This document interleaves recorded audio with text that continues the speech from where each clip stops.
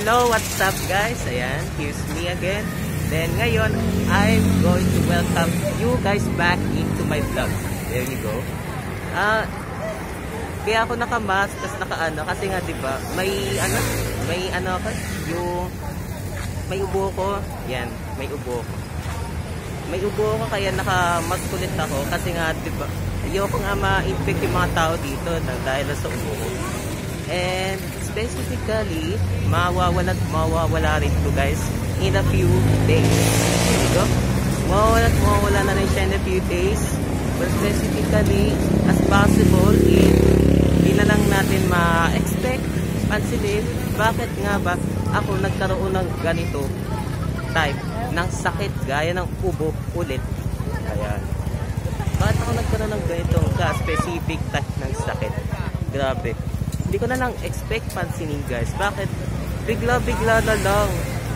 Bigla-bigla na lang akong inuubo. At something realistic na hindi ko talaga expect or inasa.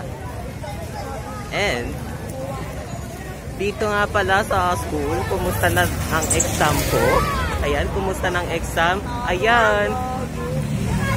Ayan, tingnan nyo naman. Tingnan nyo naman yung exam. Oh, grabe, nakaka-brain stress talaga guys. Yung sabi ko yun sa inyo. Nakaka-brain stress talaga ang exam. Kaya kung papansinin nyo, ma-brain stress lang kayo. Sige, ma-brain stress lang kayo. Pero basta ang importante is nag-i-study really hard kayo. Well, you see, ang dami ko na naman problema ngayon ha. Yung problema ko ngayon halos mahalo-halo na. Yung mga problema ko kasi mahalo-halo na, kagaya ng ng brain stress, ng pagkahilo. Ayun, pagkahilo, yan ang intense malala. Ang pagkahilo ko. Sabi, hihilo na naman ako guys eh. Hindi ko alam kung saan. Basta ang alam ko lang kung bakit ako nahihilo dahil nga diba may upo ako, yung mga nakukomplema, nalalabas ko. Ayan. So, significant type. Yan. Significant types lang tayo. Yan, there you go. Nakakapagod talaga mga ganitong na. Nakakapagod talaga guys. Scenario lang talaga guys. Pero kung gusto nyo gumawa ng scene, o sige, gawa lang kayo. Gumawa lang kayo ng self-scene. Vlogger. Yan. Shoutout niya ako first. Josephine. Ayan. Kung gusto nyo lang manood ng vlogs ko, check out my vlogs. Then, kung expect nyo naman talaga pansinin yung Nostalgia Boy vlogs is parang ngayon na ulit nagbalik sa vlog. Ngayon na ulit nagbalik sa vlog itong Nostalgia Boy. And then, grabe. Nawawalan ako ng gana guys. 24 hours mag-jowa chat. 24 hours mag-jowa chat. Ayun. Well, ayan, medyo inuubo pa rin. Pasabog ka pala. Sabog.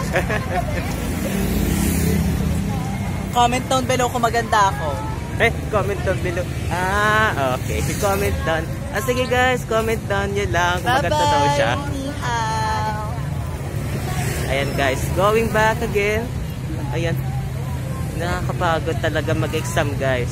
Yan sinasabi. Nakakapagod talaga. Sobrang nakakapagod talaga mag-exam. Kung sasabihin nyo nakapagod ako mag-exam, di halata. Baka may epekto rin yan sa inyo pagkapagod nyo mag-exam. Ayan. Lalo na kung board exam ang hinahabol ninyo. Ayan, mas mapapagod talaga kayo dyan. Alam nyo ang equal kasi is yung kapag ba nag-focus ka sa mahirap na bagay tapos nasa isip mo lang ay madali, mapapadali ka. Then kung iniisip mo mahirap yung exam, ay nako, it's really advanced. Magiging mahirap talaga yung exam. Sabi ko yan sa inyo guys. Magiging mahirap talaga ang exam in advance. Oo, iniisip mong mahirap yun. Ayan. Nakakapagod talaga guys. Grabe. Gawa na lang ako part 2 mamaya. Bye.